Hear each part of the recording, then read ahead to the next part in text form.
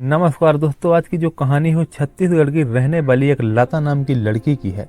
लता बेहद पढ़ाई लिखाई में होशियार होती है और बचपन से ही उसको पढ़ाई लिखाई का बहुत शौक होता है और उसका एक सपना होता है कि वो सरकारी नौकरी करेगी।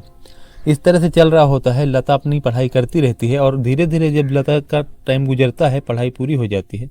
पढ़ाई पूरी होने के बाद उसका वो सपना भी पूरा होने वाला था, जो कि उसका सरकारी नौकरी का था। लता को सरकारी नौकरी मिल जाती है और अब लता जो है अपनी ड्यूटी करने लगती है। ड्यूटी करते करते 2 साल गुजर जाते हैं, सरकारी नौकरी भी मिल जाती है। सपना तो पूरा हो गया था, लेकिन उसकी उम्र काफ़ी हो गई थी। इन दिनों उसकी उम्र हो जाती है 30 साल, और 30 साल की उम्र होने के बाद लता के फैमिली वाले जो होते हैं वो बोलते हैं कि बेटी शादी कर लो, शादी का कोई तुम इंतजाम करो, कोई लड़का देखो। और इस तरह से उसका कहने के बाद उसके दिमाग में चलने लगता है कि उसको शादी करनी चाहिए, उसकी उम्र काफ़ी हो गई है। और इस तरह से जो है लता मैट्रिमोनियल साइट में अपने लिए लड़का देखने लगती है। ऑनलाइन जो शादी की वेबसाइटें होती हैं उनमें वो अपने लिए लड़का देखने लगती है। और धीरे धीरे करके लता की मुलाकात एक लड़के से होती है जो इंदौर का रहने वाला होता है और उसका नाम राजेश विश्वकर्मा होता है। राजेश विश्वकर्मा से वो बात करने लगती है, फ़ोन नंबर ले लेते हैं और व्हाट्सएप के जरिए बातचीत होने लगती है। कॉलिंग के जरिए भी दोनों में बातचीत होने लगती है। राजेश विश्वकर्मा नाम का जो लड़का मिला था उसको, वो लड़का बहुत जल्दीबाजी में था। वो बोल रहा था कि मुझे जल्द से जल्द शादी करनी है, जितना जल्दी हो सके शादी कर लो। और लता को जैसे लड़के की तलाश थी वैसे ही उसको मिल गया था। जो राजेश था वो बहुत पैसे वाला था। राजेश एक बिल्डर का काम करता था और उसके पास करोड़ों की संपत्ति थी और देखने में भी ठीक ठाक था। लता को लगता है कि उसको सही लड़का मिल गया है, जैसा उसको तलाश थी वैसा उसको मिल चुका है। पैसे वाला था, हर चीज़ था। लता भी उसको गंवाना नहीं चाहती थी। और जो है राजेश के कहने के बाद लता भी इस शादी में अपनी जल्दबाजी दिखाती है और 1 हफ्ते के अंदर अंदर शादी की डेट निकलवा ली जाती है। और राजेश यहाँ से छत्तीसगढ़ जाता है, इंदौर से, और छत्तीसगढ़ के बिलासपुर में एक बेहतरीन होटल बुक किया जाता है। वहाँ से उन दोनों की शादी हो जाती है। शादी के बाद जो है राजेश लता को लेकर के इंदौर आ जाता है और इंदौर में एक फार्म हाउस में उसको लेकर के चला जाता है और वहीं रहने लगता है। 1-2 दिन बीतने के बाद लता राजेश से कहती है कि तुम मुझे अपने घर लेकर के कब जाओगे। इस पर राजेश कहता है कि चिंता मत करो, मैं तुम्हें जल्द ही अपने घर भी ले जाऊंगा। इस तरह से और कुछ टाइम बीतता है। 1 हफ्ता होने को आया था, तभी राजेश क्या करता है कि लता का मोबाइल छीन लेता है और बोलता है कि तुम मोबाइल मत चलाओ, मुझे पसंद नहीं आता है कि दिन रात मोबाइल में लगे रहो। लता इस पर जवाब देती है, बोलती है कि मैं दिन रात कहाँ लगी रहती हूँ, मोबाइल चलाने का तो मुझे शौक ही नहीं है, सिर्फ काम से उपयोग करती हूँ। लेकिन वो फिर भी लता से उसका मोबाइल छीन लेता है और मोबाइल छीनने के बाद जो है उसको बोल देता है कि तुम घर पे ही रहना, मुझसे बिना पूछे या फिर बिना बताए कहीं घर से बाहर कदम मत रखना। अब इस पर लता को लगता है कि शायद राजेश का मूड खराब होगा, अभी बाद में सब ठीक हो जाएगा। लेकिन उसे क्या पता था कि ये सब उसके लिए हमेशा के लिए लागू हो रहा था, क्योंकि राजेश ने अपनी मनमानी के लिए ही लता से शादी की थी। राजेश पहले से ही शादीशुदा था और उसके जो है 3 बच्चे भी थे। लेकिन ये बात लता को नहीं पता होती है और लता उसको समझ रही थी कि वो शादीशुदा नहीं है, अभी तक उसकी शादी नहीं हुई है। अब धीरे धीरे करके राजेश का रवैया लता के प्रति बिगड़ता जाता है और उसको वो हमेशा डांटता फटकारता रहता। और कुछ टाइम बीतने के बाद वो अक्सर अपने दोस्तों के साथ आता, नशे में वहाँ पर शराब पीते और उसके बाद लता उनके लिए खाना बनाती। अब राजेश अपने दोस्तों को अक्सर लेकर के उस फार्म हाउस में आने लगा था। दोस्तों को लेकर के आता और लता से खाना बनाने के लिए बोलता। लता सबके लिए खाना बनाती, वो लोग खाते, वहीं शराब पीते और हल्ला गुल्ला करते, उसके बाद चले जाया करते। कुछ टाइम और बीतता है, उसके बाद राजेश की जो है हरकतें और बढ़ने लगती हैं।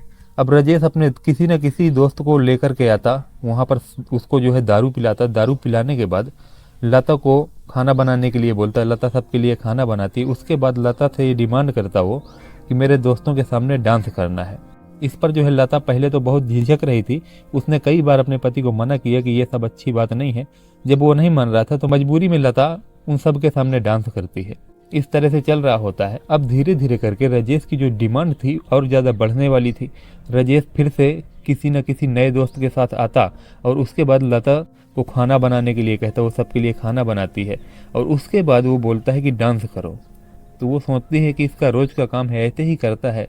वो सोचती है चलो थोड़ी देर डांस कर दूंगी, उसमें क्या है, इसका तो रोज़ का काम है। और जाती है, वो डांस करने लगती है। इस पर राजेश उसको रोकता है और बोलता है ऐसे नहीं चलेगा, तुम्हें डांस मैं जिस तरह बोलूँगा उस तरह करना पड़ेगा।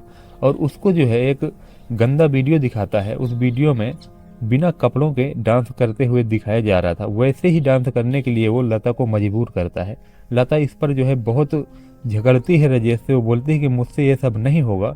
उसके बाद जो है राजेश के जो दोस्त होते हैं और खुद राजेश बंदूक की नोक में उससे वैसे ही डांस कराते हैं बिना कपड़ों के, और रात भर वो नाच चलता है। इस तरह से लता की जो ज़िंदगी होती है वो नर्क बनती जा रही थी।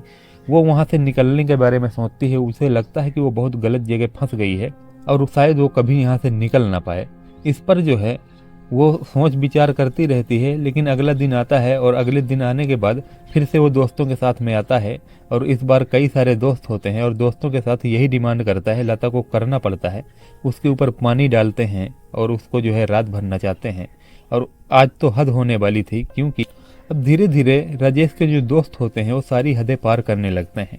हदें यहाँ तक गुजर जाती हैं कि राजेश के जो दोस्त हैं वो लता के साथ जो है छेड़छाड़ करने लगते हैं और उसको टच करने लगते हैं। लता विरोध करती है, लेकिन उसके विरोध करने पर राजेश उसको बहुत जोर से डांटता है और बंदूक दिखाता है और बोलता है कि बिल्कुल शांत, जो करना चाहे उनको शांति से करने दो, एक भी विरोध अगर किया तो गोली चल जाएगी। इस तरह से उसको डरा धमका करके और उसके दोस्त उसके साथ संबंध बनाते हैं, बहुत गलत गलत काम करते हैं। इस तरह से उसकी ज़िंदगी नर्क से कोई कम नहीं थी, इस तरह से चल रही थी। और तभी काफ़ी टाइम गुजरने के बाद लता एक दिन उससे आग्रह करती है और वो बोलती है कि मैं थोड़ा मायके जाना चाहती हूँ, अगर तुम्हारी इजाज़त हो तो मैं कुछ दिन के लिए घूम आऊँगी। उसके बाद जब कुछ दिन रह लूँगी तो तुम बता देना, फ़ोन कर लेना, तो मैं वापस फिर से आ जाऊँगी। इस पर जो है राजेश उस दिन नशे में नहीं था। उसे लगता है कि चलो ठीक है, वो बोल देता है कि ठीक है तुम चली जाना, लेकिन यहाँ जो भी कुछ हो रहा है इसके बारे में अपने घर वालों से या फिर किसी और से भी कुछ बताने की हिम्मत मत करना। अगर तुमने ऐसा करने का काम किया तो अच्छा नहीं होगा, ना तुम बचोगी, और अगर अपने घर वालों से बताया तो तुम्हारे घर वालों को मैं वहीं पे मरवा दूंगा। ऐसे करके वो बोलता है। इस पर लता काफ़ी डर जाती है, लेकिन उसे लगता है कि चलो फिलहाल यहाँ से निकला जाए जिसमें भलाई है, और लता वहाँ से निकल जाती है। निकलने के बाद लता सीधा अपने घर यानी छत्तीसगढ़ पहुँच जाती है। छत्तीसगढ़ पहुँचने के बाद वो घर में गुमसुम रहने लगती है। घर वालों को लगता है कि इसे क्या हुआ, ये कुछ किसी से बात क्यों नहीं करती है और हमेशा गुमसुम क्यों रहती है। और इसी तरह कुछ टाइम बीतता जाता है। एक दिन राजेश का फ़ोन जाता है और राजेश लता से बोलता है कि लता तुम आ जाओ, मेरे दोस्त तुमको याद कर रहे हैं, वो तुमको बुला रहे हैं, जितना जल्दी हो सके तो तुम वापस इंदौर आ जाओ, इसी फार्म हाउस में आ जाओ। उसके बाद लता को बहुत गुस्सा आता है उस पर, और लता सीधा सीधा शब्दों में मना कर देती है। वो कहती है कि मैं उस नर्क में अब दोबारा नहीं आऊँगी, तुम्हें जो दिखाई दे तो करो। राजेश को बहुत गुस्सा आता है और वो बोलता है कि ठीक है, मैंने तुमको बोला था कि अगर मैं बुलाऊंगा तो तुमको आना पड़ेगा, अगर तुम नहीं आओगी तो फिर जानती हो मैं क्या करूँगा। वो बोल देती है कि तुम्हें जो दिखाई दे करो। कुछ टाइम गुजरता है और एक दिन लता के जो है फैमिली वाले भाई लोग बाजार जाते हैं, और बाजार जाने के टाइम में लता की फैमिली के ऊपर हमला हो जाता है। कुछ गुंडे होते हैं जो हमला कर देते हैं, और इस हमले में लता के भाई को हल्की फुल्की चोटें आती हैं। लेकिन जब इस हमले में नाकाम हमलावर वहां से भाग जाते हैं, इसकी जो है FIR थाने में दर्ज करवाता है लता का भाई और बताता है ऐसी ऐसी बात है। तो पुलिस जब जांच करती है और उन गुंडों को हिरासत में लेती है, तो उन गुंडों ने जो सच उगला था वो सुन करके लता के कान खड़े हो जाते हैं। वो गुंडे बताते हैं कि हमको एक राजेश नाम के आदमी ने पैसे दिए थे और ऐसा ऐसा करने के लिए बोला था, तो हमने ऐसा किया। उसके बाद जो है राजेश के खिलाफ थाने में FIR दर्ज की जाती है छत्तीसगढ़ में ही, और एक पुलिस की टीम जो होती है वो इंदौर जाती है और इंदौर से राजेश को पकड़ती है। राजेश को पकड़ने के बाद लता के अब दिल में कुछ शांति आती है और वो पुलिस को वो सारी चीज़ें बताती है जो राजेश ने उसके साथ 1-1.5 साल 2 साल से घिनौना कृत्य किया था। वो सारी चीज़ों का पोल पुलिस के सामने जो है लता खोल देती है। इस पर पुलिस जो है जांच करने के लिए एक टीम बनाती है, और वो छत्तीसगढ़ की पुलिस की एक जो टीम होती है वो वहाँ उस फार्म हाउस में इंदौर जाती है, और वहाँ जाकर के जब देखती है तो उस फार्म हाउस में कुछ ऐसा मिलता है जो पुलिस के कान खड़े कर देता है। क्योंकि दोस्तों उस फार्म हाउस में बहुत सारी ऐसी वीडियो क्लिप मिली थी जो लता की थी और बहुत बुरी अवस्था की थी।